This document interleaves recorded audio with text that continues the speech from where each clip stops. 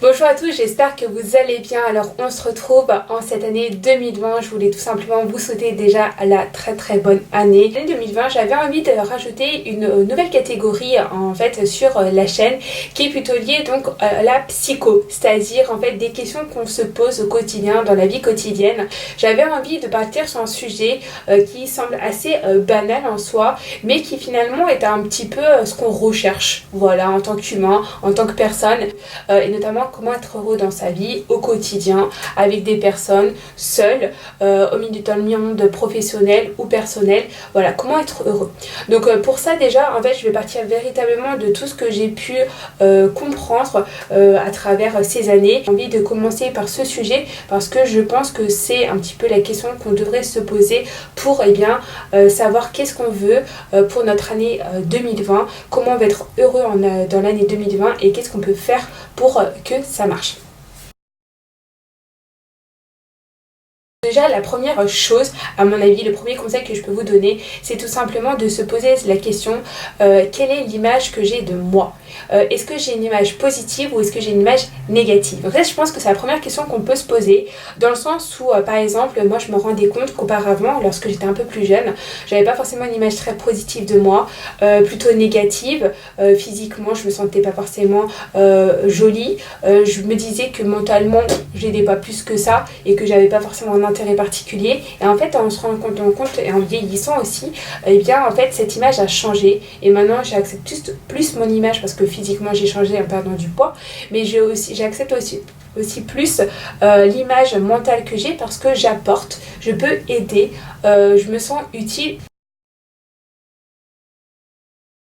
Deuxième conseil que je peux vous donner, c'est comment utiliser en fait l'énergie que vous avez à l'intérieur de vous pour les autres et aussi pour vous. Parce que c'est vrai qu'on a tendance à avoir beaucoup d'énergie, tout le monde a de l'énergie, mais il faut savoir bien l'utiliser. Et il y en a qui vont concentrer leur énergie uniquement que sur leur propre personne. Voilà, ça va être moi et ensuite les autres. D'autres qui vont aller sur une énergie plutôt je donne tout aux autres et finalement je m'oublie. Voilà. Et donc dans les deux cas, alors on va avoir peut-être un ego qui va être assez développé, où on va se dire bon bah voilà, j'ai une bonne image de moi, mais par rapport aux autres, peut-être que ça coince. Et à l'inverse, si je donne tout aux autres et que finalement je m'oublie, bah est-ce que je suis heureux ou heureuse? Pas véritablement.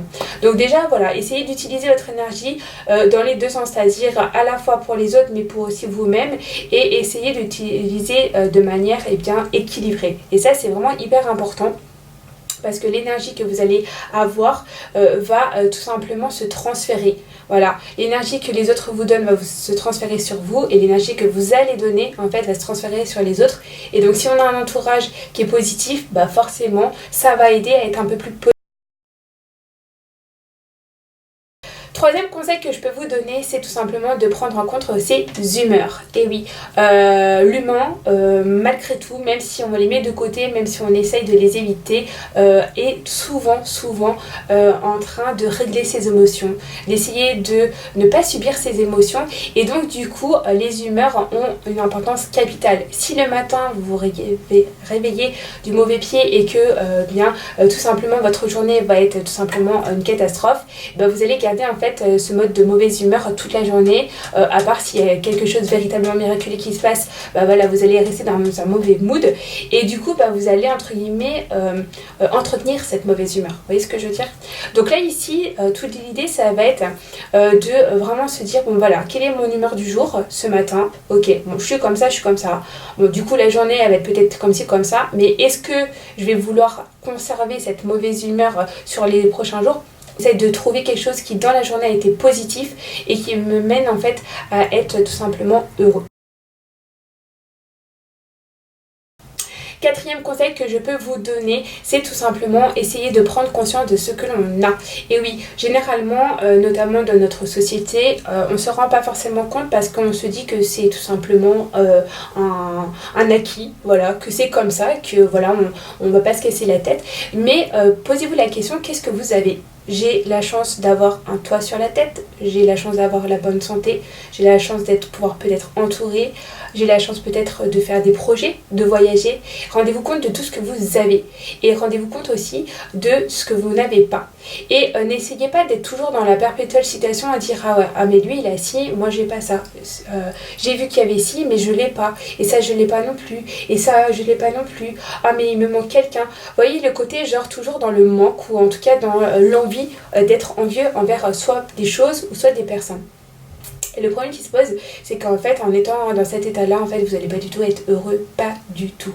Voilà. Vous voyez tout ce que vous avez, toutes les richesses que vous avez, personnellement, professionnellement, intérieurement ou extérieurement, et faites le bilan. Voilà. Et vous allez vous rendre compte que finalement, vous avez plein de choses. Et ça, franchement, en fait, vous allez vous rendre compte qu'il y a plein de choses autour de vous qui est positif, qui est heureux, qui nous rendent heureux. Et donc, du coup, bah, voilà, il faut juste s'en rendre compte et à partir de là, bah, voilà, on peut avancer sur d'autres choses.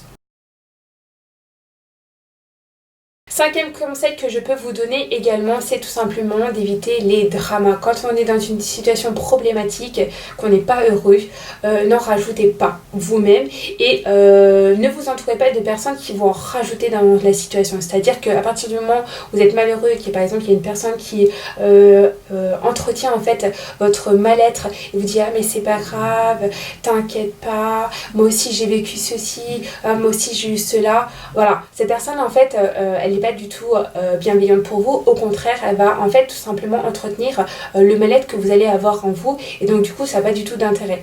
À l'inverse, prenez des personnes qui vont vous booster et qui vont tout simplement en fait vous donner un coup de pied aux fesses, hein, tout simplement pour essayer un petit peu de vous agiter et de ne pas tomber dans le mélodrame qui dans notre société actuelle est très très importante, mais justement on n'a pas besoin de nous-mêmes d'entretenir pour que ça continue. Au contraire, je pense que c'est ce qu'il faut faire. C'est à partir du moment où on va agir et qu'on va éviter de rentrer dans cette situation de drama continuel qui va faire que ça va s'arrêter.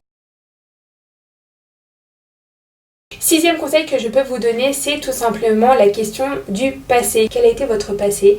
Qu'est-ce que vous en avez fait? Quelles sont les conséquences de votre passé sur votre présent et peut-être sur votre futur, et surtout essayez de mettre votre passé en valeur. Il y a des choses qui se sont passées auparavant qui étaient positives, qui ont eu des répercussions sur votre présent maintenant et sur votre futur.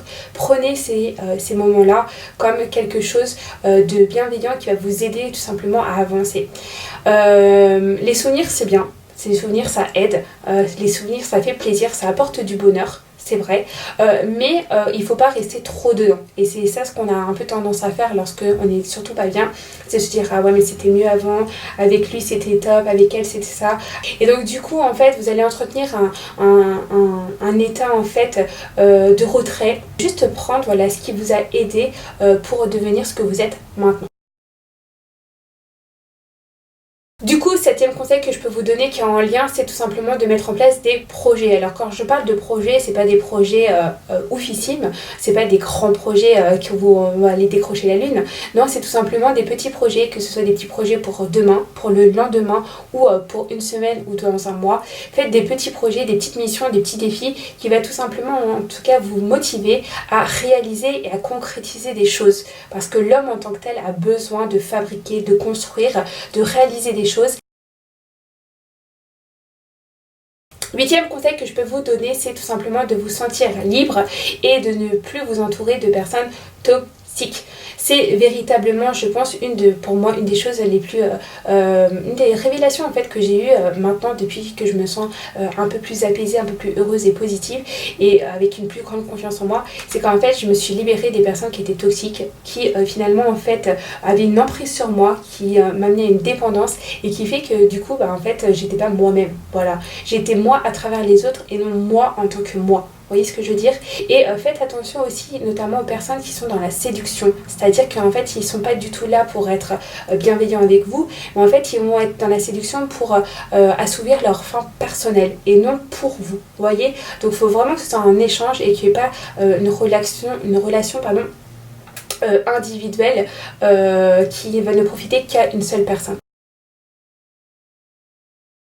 Neuvième conseil que je peux vous donner, c'est un conseil nutritionnel. Et oui, être heureux, avoir le moral, c'est aussi, ça part aussi de la nourriture et de ce qu'on met à l'intérieur de soi. Vous le savez, j'en parle très régulièrement sur la chaîne autour de l'alimentation. Ce qu'on met à l'intérieur de notre corps va être un peu le reflet de notre état d'esprit, va être le reflet de ce qu'on est. Et plus on va essayer de faire attention, plus le moral va être là. Dans le sens où si par exemple vous mangez que de la junk food à foison tout le temps, vous allez avoir un moment où vous n'allez pas vous sentir hyper bien, vous allez être un petit peu démoralisé, vous allez culpabiliser, vous allez dire oh j'aurais pas dû. Donc vous voyez, vous allez être dans un état de regret qui va pas du tout être positif. La nourriture, l'alimentation, il faut qu'elle reste simple, il faut qu'elle reste saine, en évitant d'abuser sur du gras et des choses comme ça, parce que vous allez le ressentir au niveau de votre corps et vous allez perdre de l'énergie, vous allez avoir une mauvaise digestion, vous n'allez pas avoir le moral et donc du coup vous n'allez pas être heureux.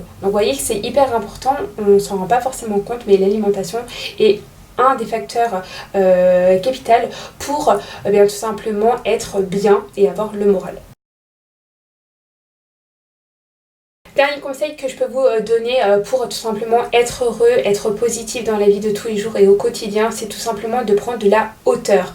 C'est autant de la hauteur physique que de la hauteur en fait mentale. J'entends par là que par exemple moi auparavant j'habitais au rez-de-chaussée.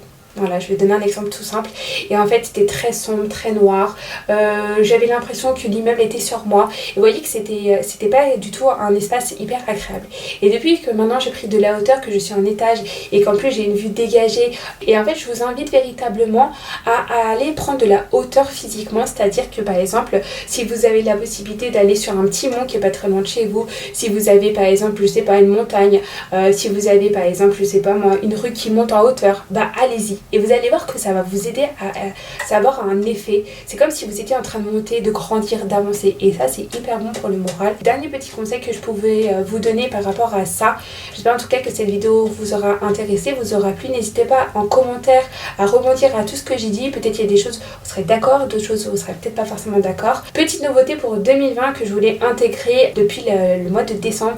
J'ai une chaîne Twitch. Je fais également des lives. Et donc n'hésitez pas à me rejoindre. Si vous ne connaissez pas, je vous mets le lien en barre d'informations. Très vite pour un prochain sujet autour de la psycho, autour des questions existentielles qu'on se pose. Et je vous souhaite une très très bonne et heureuse année 2020. On se retrouve très vite. Bisous, bye bye.